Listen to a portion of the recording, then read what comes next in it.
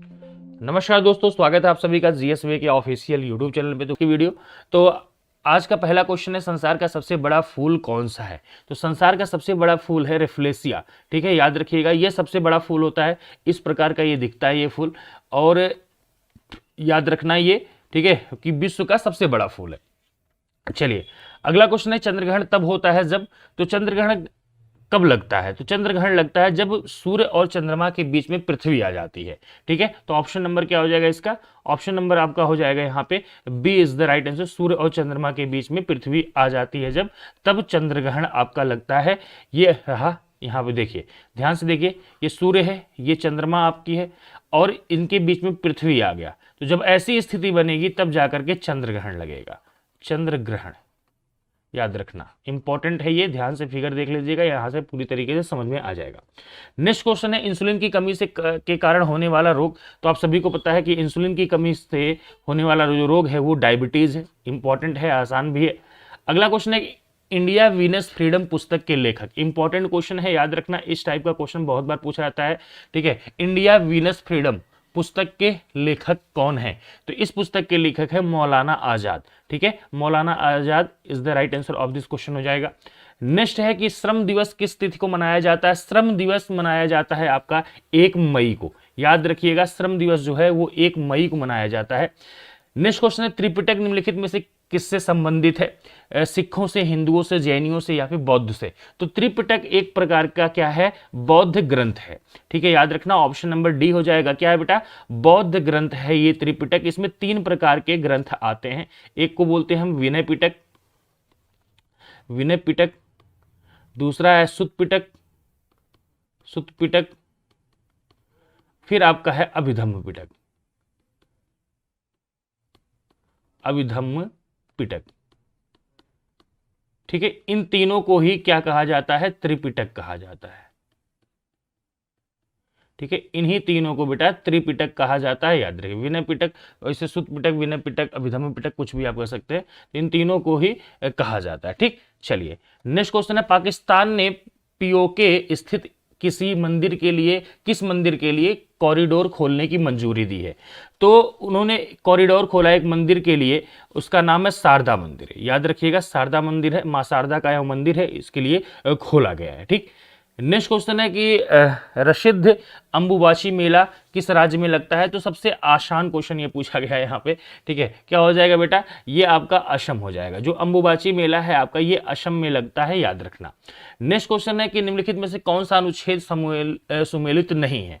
तो अनुच्छेद 51 351 दिया हुआ है, उच्चतम न्यायालय और उच्च न्यायालय के लिए राजभाषा। तो यही आपका सही आंसर हो जाएगा, क्योंकि 351 क्या है आप सभी को पता होगा कि आर्टिकल 351 में क्या दिया गया है? आर्टिकल 351 में हिंदी भाषा का विकास है। ठीक है, हिंदी भाषा का विकास। ठीक है, और जो लिख रहा है यहाँ पे, तो ये सुमेलित नहीं है। उच्चतम न्यायालय और उच्च न्यायालय के लिए राजभाषा, तो राजभाषा की जो बात की गई है, ये आर्टिकल अगर हम बात करें किस में किया गया? आर्टिकल 348 में ये बात की गई। ठीक है, ये आर्टिकल 348 है।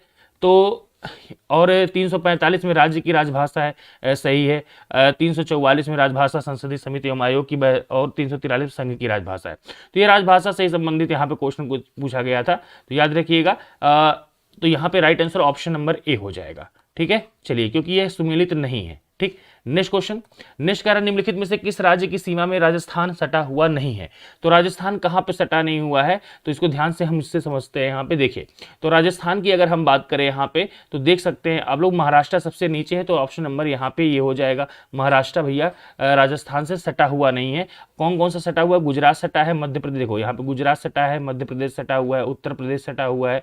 ठीक है, हरियाणा है आपका, और साथ में दिल्ली भी सटा हुआ है हल्का सा, यहाँ पे दिल्ली का भी आपको दिख जाएगा। ठीक है, फिर आपका यहाँ पे पंजाब है। ठीक है, ये सारे के सारे राजस्थान से आपके यहाँ पे सटे हुए हैं, लेकिन अगर हम बात करें यहाँ पे, तो महाराष्ट्र सटा नहीं है। ठीक है, चलिए अगला क्वेश्चन है, निम्नलिखित में से कौन सा त्योहार तमिलनाडु राज्य से संबंधित है? तो तमिलनाडु राज्य में कौन सा मनाया जाता है? पोंगल। ठीक है, पोंगल त्योहार संबंधित है तमिलनाडु से। गुरु पर्व की अगर हम बात करें तो पंजाब हो जाएगा। ठीक है, पंजाब हो जाएगा। और अगर बिहू की बात करें, असम, ठीक है, असम से संबंधित है। अगर लाहौरी की बात करें यहाँ पे तो ये भी पंजाब, ठीक है, पंजाब हो जाएगा। ठीक है, याद रखिएगा। चलिए नेक्स्ट क्वेश्चन है कि सूरजकुंड मेला कहाँ आयोजित होता है। तो सूरजकुंड मेला अभी लगने वाला है। ठीक है, आप सभी को पता होना चाहिए कि सूरजकुंड मेला अभी लगने वाला है। ठीक है, कहाँ पे लगेगा ये? फरीदाबाद में। ठीक है, फरीदाबाद कहाँ पड़ता है? हरियाणा में। ठीक है, हरियाणा में पड़ता है। ठीक है, हरियाणा के फरीदाबाद में सूरजकुंड मेला लगेगा। ये एक हस्तशिल्प मेला है। ठीक है, हस्तशिल्प मेला। ठीक है, याद रखिएगा, हस्तशिल्प मेला है। तो इसका आयोजन अभी 3 फेब से होने वाला है। ठीक है, 3 फेब 2023। ठीक है, 2023 को यह लगेगा, यानी आज 1 है, कल नहीं परसों से ये लगने वाला है। ठीक है, याद रखिएगा। नेक्स्ट क्वेश्चन है गीता रहस्य नामक पुस्तक किसकी रचना किसने की थी? गीता रहस्य। तो गीता रहस्य की अगर हम बात करें तो इसकी रचना किया है बाल गंगाधर तिलक साहब ने। याद रखिएगा, इंपॉर्टेंट क्वेश्चन है। ठीक है, चलिए आगे बढ़े। नेक्स्ट क्वेश्चन, पूर्ण स्वराज की मांग कांग्रेस के किस अधिवेशन में की गई? तो आप सभी को पता है कि पूर्ण स्वराज की मांग जो थी वो लाहौर अधिवेशन में किया गया था। लाहौर अधिवेशन कब हुआ था? 1929 ईस्वी में। ठीक है, इसके अध्यक्ष जो थे उनका नाम था जवाहरलाल नेहरू साहब। तो पंडित जवाहरलाल नेहरू हम कहते हैं यहाँ पे। तो पंडित जवाहरलाल नेहरू साहब इसके अध्यक्ष थे और यहीं पे पूर्ण स्वराज की मांग की गई थी। ठीक है, इसी अधिवेशन में पूर्ण स्वराज की मांग की गई थी। ठीक है, यहीं पे। अच्छा, याद रखिएगा, पहले 1929 अधिवेशन का अध्यक्ष बनाया जा रहा था गांधी जी को, लेकिन गांधी जी ने कहा नहीं, मैं नहीं बनना चाहता हूं, आप पंडित जवाहरलाल नेहरू जी को बना दीजिए।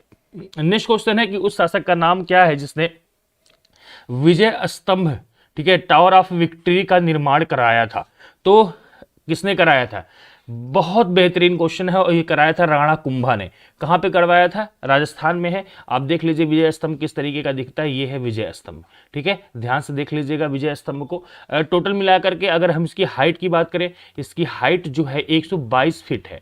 ठीक है, और इसकी जो चौड़ाई है, ठीक है, जो इसकी चौड़ाई है अगर हम बात करें तो चौड़ाई कितनी है इसकी? किसी को पता है? याद रखिएगा, चौड़ाई जो इसकी है वो है 30 फीट। ठीक है, 30 फीट इसकी चौड़ाई है। और साथ में इसमें कितनी मंजिलें हैं? कितनी मंजिल का है ये इसकी मंजिल? तो ये टोटल 9 मंजिल का है। ठीक है, मंजिल का। याद रखिएगा, इसको क्या कहते हैं? विजय स्तंभ के नाम से जाना जाता है। ध्यान से आप लोग देख सकते हैं।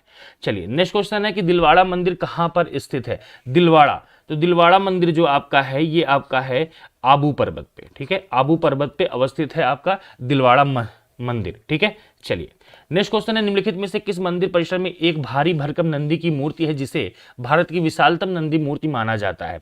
तो यह नंदी मूर्ति कहाँ पे है? यह है कंदरिया महादेव मंदिर में। ठीक है, अब कहोगे भाई कि कंदरिया महादेव मंदिर कहाँ पे है? तो कंदरिया महादेव का मंदिर जो आपका है ये मध्य प्रदेश में पड़ता है, एमपी में पड़ता है। ठीक है, खजुराहो, यहाँ पे मंदिरों का समूह है। ठीक है, खजुराहो में मंदिरों का समूह है। उन्हीं मंदिरों में से एक कंदरिया महादेव का मंदिर है जो एक शिव मंदिर है। ठीक है, शिव मंदिर है, याद रखना, शिव मंदिर है ये। और यहीं पे नंदी जी की मूर्ति है। ठीक है, इसको किसने बनवाया था? बनवाने वाले कौन से शासक थे? कभी पूछ लेता है। तो ये खजुराहो के मंदिर चंदेल शासकों ने। ठीक है, चंदेल शासक ने इस मंदिर परिसर को बनवाया था। ठीक है, चलिए। और हाँ, अच्छा, इसमें से देख लेते हैं लेपाक्षी मंदिर जो दिया गया है। तो लेपाक्षी मंदिर कहाँ पे है? ये आपका आंध्र प्रदेश में पड़ता है। एपी लिख दे रहा हूँ, समझ जाइएगा। लिंगराज मंदिर बहुत बार पूछा था कि भैया लिंगराज मंदिर कहाँ पे है? ये आपका ओडिशा में है। ठीक है, ओडिशा में है आपका, भुवनेश्वर में, ओडिशा की राजधानी जो भुवनेश्वर वहीं पे। बृहदेश्वर मंदिर की अगर हम बात करें आपका, ये तमिलनाडु में है। ठीक है, तमिलनाडु। ठीक है, तमिलनाडु के तंजावुर में। ठीक है, याद रखना। चलिए आगे बढ़े बेटा। अगला क्वेश्चन है यहाँ पे, भुवनेश्वर तथा पुरी के मंदिर किस शैली में निर्मित है? तो ये है आपके लिखा है वेसर, द्रविड़, नागर या इनमें से कोई नहीं। तो भुवनेश्वर तथा पुरी के मंदिर अगर हम बात करें ये आपके किस शैली में हो जाएंगे? ये आपके हैं नागर शैली में। ठीक है, नागर शैली में अवस्थित है। अगला है किस शासक ने लिंगराज के अजय दुर्ग का निर्माण करवाया था? करवाया। बहुत इंपॉर्टेंट क्वेश्चन, ध्यान से देखिएगा सभी लोग यहाँ पे। तो क्या हो जाएगा, धंगदेव, ठीक है, धंगदेव ने इसका निर्माण करवाया था। अगला क्वेश्चन है सेन वंश का संस्थापक कौन था, तो सेन वंश का संस्थापक सामंत सेन था, एकदम आसान। पुर्तगालियों ने भारत में सर्वप्रथम कहाँ फैक्ट्री स्थापित की थी, तो पुर्तगालियों ने सबसे पहले जो फैक्ट्री अपनी स्थापित की थी वहां कहाँ पे, कालीकट, ठीक है, कालीकट में सबसे पहले इन्होंने अपनी फैक्ट्री स्थापित की थी। नेक्स्ट है, किस पुर्तगाली गवर्नर ने नीले पानी की नीति, जिसको हम ब्लू वाटर पॉलिसी कहते हैं, अपनाई, तो अपनाया था इसको फ्रांसिस्को डी अल्मीडा ने, ठीक है, याद रखिएगा सभी लोग, फ्रांसिस्को डी अल्मीडा ने इसको अपनाया था। नेक्स्ट क्वेश्चन है कि भारत में तंबाकू के प्रचलन का श्रेय किसे जाता है, तो तंबाकू कौन लेकर के आए, पुर्तगाली लेकर के आए थे भारत देश में तंबाकू, ठीक है। नेक्स्ट क्वेश्चन है, डचों ने अपनी पहली फैक्ट्री 1605 ईस्वी में कहाँ स्थापित की, तो मसूलीपट्टनम या फिर मछलीपट्टनम कहते हैं उसको, मसूलीपट्टनम में इन्होंने अपनी पहली फैक्ट्री स्थापित की थी। अगला है कि मुगल बादशाह ने किसे नवाब की पदवी प्रदान की, ठीक है, तो नवाब की पदवी प्रदान किया था डुप्ले को, ठीक है, याद रखिएगा।